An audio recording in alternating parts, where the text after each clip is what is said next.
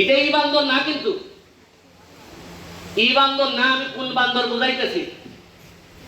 এই দুটোই ফাইট করুন লাগতেছে আমরা, এবং আমি যতদিন আছি আমি ফাইট করে দেই।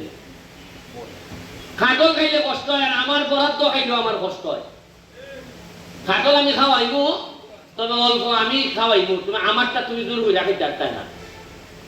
যাই হোক, আজকের এই বৃক্ষরোপণ অভিযান এবং বৃক্ষ মেলা, আপনারা জানেন কিনা যে মাননীয় প্রধানমন্ত্রী জননেত্রী শেখ হাসিনা ক্ষমতায় আসার পর প্রথম যে সবচেয়ে ভদ্রলোক, সবচেয়ে যোগ্যতা সম্পন্ন যে লোকটারে উনি নেতৃত্ব দিয়েছেন এই পরিবেশের, উনি হচ্ছেন গিয়ে পরিবেশ, মাননীয় পরিবেশ মন্ত্রী সাবের হোসেন চৌধুরীকে। আমার দেখা মতে সংসদে সবচেয়ে কোয়ালিফাইড, সবচেয়ে ভদ্রলোক কোন লোক যদি থাকে এই সাবের হোসেন চৌধুরী। উনি আমারে নিজে বলছেন যে তুমি যে গাছ লাগাইতেছো, আম গাছ, এই প্রজেক্টটা তুমি আমারে দাও। আমি কৃষি অফিসার সাহেবকে বলছি যে আপনি এটার কত টাকা ভ্যালু আইলো, কত আমাদের সুবিধা হইলো, এইটা আমি মন্ত্রীরে দিতেছি, যাতে উনি সারা বাংলাদেশে এই যে আমের প্রজেক্ট যেটা, এই প্রজেক্টটা যেন লাগাইতে পারে।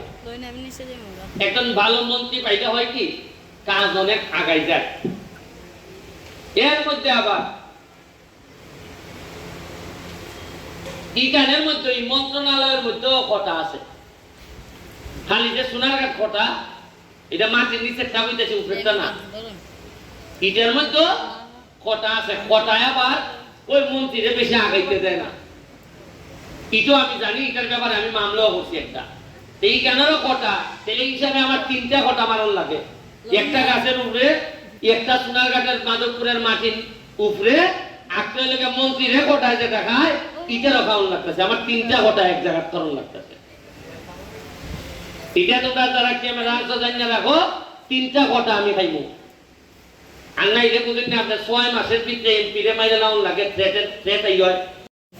এটা আমি বন কর্মকর্তা যারা আছেন, কৃষি কর্মকর্তা যারা আছেন, তাদের সাথে বসে, খালি তো আমরা কাঠবিড়ালির সমস্যা না, আমরা বানরের সমস্যা।